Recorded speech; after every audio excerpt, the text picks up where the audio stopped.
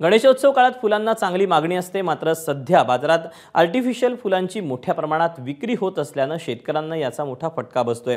अहमदनगर जिल्ह्यातील अकोलनेर हा फुल उत्पादनाचं माहेरघर मानला जातो। सण उत्सवाच्या काळात इथून देशभरातून फुलं पाठवली जातात, मात्र या फुलांमुळे शेतकऱ्यांना फटका बसत असल्यानं या आर्टिफिशियल फुलांवर बंदी आणावी अशी मागणी आता शेतकऱ्यांकडून केली जाते। पॉली हाऊसला 20 गुंठ्याला 25 ते 30 लाख रुपये खर्च येतो।